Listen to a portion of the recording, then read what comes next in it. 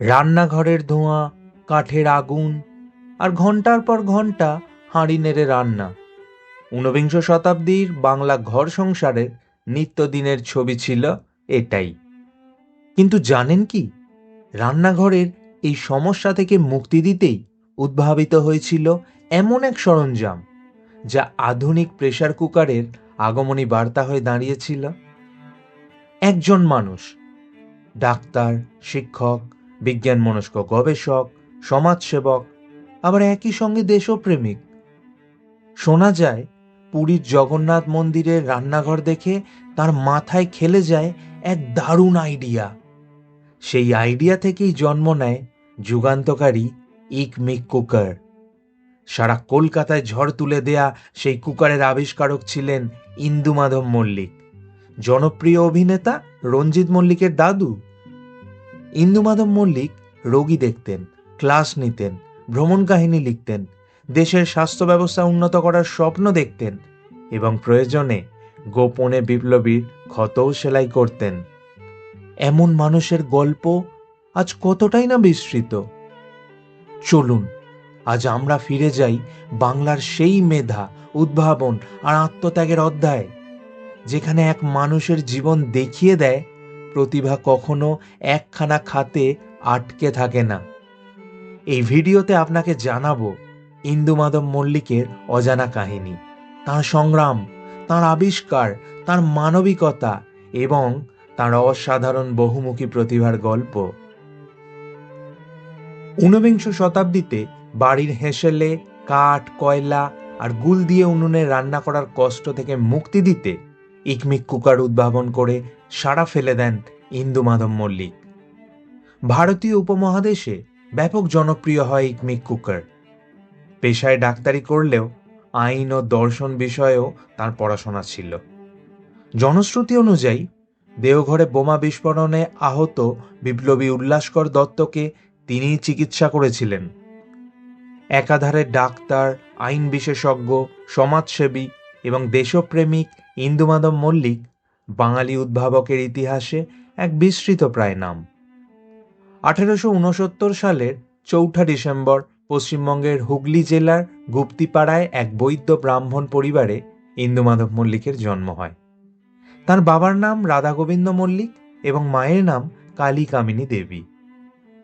কলকাতার ভবানীপুরের মল্লিক বাড়ির সঙ্গে এই পরিবারের খুবই ঘনিষ্ঠ সম্বন্ধ ছিল। বাল্যকালে খুবই দুরন্ত প্রকৃতির ছিলেন ইন্দুমাধব। সম্পর্কে ইন্দুমাধব মল্লিক কবি উপেন্দ্র মল্লিকের পিতা এবং অভিনেতা রঞ্জিত মল্লিকের ঠাকুর দাদা। মাত্র 7 বছর বয়সে ইন্দুমাধব মল্লিক ভর্তি হন কলকাতার হেয়ার স্কুলে। এই স্কুল থেকে প্রাথমিক ও মাধ্যমিক স্তরের পড়াশোনা শেষ করে তিনি ভর্তি হন সেন্ট জেভিয়ার্স কলেজে। পরে কলকাতা বিশ্ববিদ্যালয়ে ভর্তি হন তিনি। কলকাতা বিশ্ববিদ্যালয় থেকেই দর্শন বিষয়ে 1891 সালে স্নাতকোত্তর পাশ করেন। ঠিক এর পরের বছর 1892 সালে আধুনিক বিজ্ঞানের প্রতি আগ্রহী হয়ে পদার্থবিদ্যায় স্নাতকোত্তর ডিগ্রি অর্জন করেন। 1894 সালে আইন বিষয়ে স্নাতক উত্তীর্ণ হন তিনি। তবে আইন পাশ করলেও কখনো ওকালতি করেননি ইন্দুমাধব। এর পাশাপাশি তিনি কলকাতা মেডিকেল কলেজেও ভর্তি হন। মানুষের সেবা করার লক্ষ্যে ডাক্তারি পড়তে শুরু করেন তিনি। চিকিৎসা বিজ্ঞানের প্রতি আগ্রহী হয়ে ডাক্তারি পাশ করেছিলেন তিনি। একাধারে বিজ্ঞান ও দর্শন এবং আইনের জ্ঞানের সমাহারে ইন্দুমাধব সেকালের এক অন্যতম পণ্ডিত ব্যক্তি হয়ে উঠেছিলেন। 1898 সালে ডাক্তারি পাশ করে LMS অর্থাৎ licence in medicine and surgery অর্জন করেন তিনি। তখন বঙ্গবাসী কলেজে বটানিতে স্নাতকোত্তর পড়তে শুরু করেন তিনি। 1897 সালে অ্যালবার্ট কলেজে পড়াতে শুরু করেন ইন্দুমাধব মল্লিক। পরে বঙ্গবাসী কলেজেই লেকচারার পদে নিযুক্ত হয়ে পাকাপাকিভাবে কর্মজীবন শুরু করেন তিনি। লজিক, দর্শন, পদার্থবিদ্যা ও রসায়ন বিষয় এই কলেজে পড়াতেন তিনি। 1906 সাল পর্যন্ত এই কলেজেই পড়িয়েছেন। পড়ানোর ফাঁকে ফাঁকেই তিনি নিজে বটানি পড়তেন। শুধু ডিগ্রি অর্জনের জন্য পড়াশোনা করেননি তিনি। তার মূল লক্ষ্যই ছিল মানুষের সেবায় অধীত জ্ঞানের প্রয়োগ ঘটানো। পড়া এবং পড়ানোর পাশাপাশি রোগী দেখাও শুরু করেন তিনি। বঙ্গবাসী কলেজের প্রায় সকল বিষয়েই তার ডিগ্রি অর্জন করা ছিল। শেষে ফিজিওলজি অ্যান্ড জুলজি বিষয়ে পড়ে ডিগ্রি অর্জন করেন তিনি। বহুধা বিস্তৃত ছিল তাঁর জ্ঞানের পরিধি। 1906 সালের 15ই আগস্ট বাংলায় স্বদেশী আন্দোলনের হাওয়া বইছে যখন, সেই সময় স্থাপিত হল বেঙ্গল ন্যাশনাল কলেজ, যেখানে যোগ দিয়ে 1917 সাল পর্যন্ত বিনা পারিশ্রমিকে পড়িয়েছেন তিনি। মনে রাখতে হবে, এই কলেজের প্রথম অধ্যক্ষ ছিলেন অরবিন্দ ঘোষ। জীববিদ্যা ও ঔষধশাস্ত্র পড়াতেন ইন্দুমাধব, যেখানে পড়ানোর সুবিধের জন্য ডাক্তারির নানাবিধ যন্ত্রপাতি বিদেশ থেকে নিয়ে আসা হতো। সেই যন্ত্র খারাপ হয়ে গেলে সারানো যেত না কোথাও, ইন্দুমাধব নিজে হাতে সেই সব যন্ত্রপাতি খুলে সারাই করে দিতেন এবং সেই সারাইয়ের পদ্ধতিও ছাত্রদের শিখিয়ে দিতেন। পরবর্তীকালে 1908 সালে ইন্দুমাধব মল্লিক অধ্যাপক হিসেবে যোগ দেন Calcutta medical school and college of physician and surgeon প্রতিষ্ঠানে। 1908 সালে চিকিৎসাবিদ্যায় এমডি ডিগ্রি অর্জন করেন তিনি। সে সময় কলকাতা মেডিকেল কলেজে বছরে মাত্র একজন ছাত্রকেই এমডি পড়ার সুযোগ দেয়া হতো, কিন্তু সেবারে ইন্দুমাধবকে সুযোগ দেয়া হয়, তার সঙ্গে ভর্তি হয়েছিলেন বিধানচন্দ্র রায়। 1904 সাল থেকে 1905 সালের মধ্যে ইন্দুমাধব চীন ভ্রমণ করেন। তখন রাশিয়ার সঙ্গে জাপানের প্রবল যুদ্ধ চলছে। প্রথমে কলকাতা থেকে ব্রিটিশ শাসিত রেঙ্গুনে পাড়ি দেন তিনি, তারপর রেঙ্গুন থেকে জাহাজে চড়ে পৌঁছান পেনাং প্রদেশে। তারপর সেখান থেকে আবার ব্রিটিশ শাসিত মালয় প্রদেশের ক্ল্যাং বন্দরে এসে পৌঁছান তিনি। চীন থেকে ফিরে 1906 সালে তিনি লিখেছিলেন চীন ভ্রমণের অভিজ্ঞতা নিয়ে চীন ভ্রমণ বইটি। তার 7 বছর পরে ইউরোপের ভ্রমণে যান ইন্দুমাধব এবং একইভাবে বিলেত থেকে ফিরে তিনি লেখেন বিলেত ভ্রমণ নামের আরেকটি ভ্রমণ কাহিনী। বিদেশ ঘুরে এসে তিনি বুঝতে পারেন ভারতীয়দের অবস্থা, চিকিৎসা ব্যবস্থা এবং জনস্বাস্থ্য কত করুণ দশায় আছে। তার বড় ছেলে শৈশবেই ডায়াবেটিসে মারা গেলে ডায়াবেটিস নিয়ে গবেষণা শুরু করেন তিনি। সে যুগে তখনও পর্যন্ত ডায়াবেটিসের কোনো ওষুধ আবিষ্কৃত হয়নি।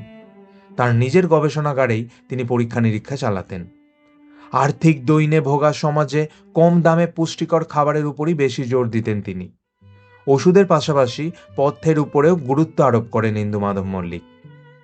1910 সালে ইকমিক কুকার আবিষ্কার করেন ইন্দুমাধব মল্লিক। ভারতের তৎকালীন রাজধানী কলকাতায় বাণিজ্যিকভাবে সফল হয় এই ইকমিক কুকার।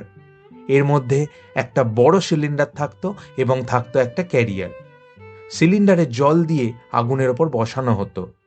জল ফুটে বাষ্প হলে ক্যারিয়ারের মধ্যে রাখা উপর সব বাটির তরি তরকারি বা ভাত, মাংস ইত্যাদি সব সেদ্ধ হতো। খাবার আগুনে পুড়ে যাওয়ার কোনো ভয় ছিল না এতে। জনশ্রুতি অনুযায়ী পুরীর জগন্নাথ মন্দিরে তিনি দেখেছিলেন রান্নাঘরে জ্বলন্ত উনুনের ওপর ক্রমান্বয়ে বড় থেকে ছোট হাঁড়ি সাজানো, আর তাতেই সুন্দর রান্না হচ্ছে, যা দেখে ইন্দুমাধব এই ইকমিক কুকারের ধারণাটা পেয়েছিলেন।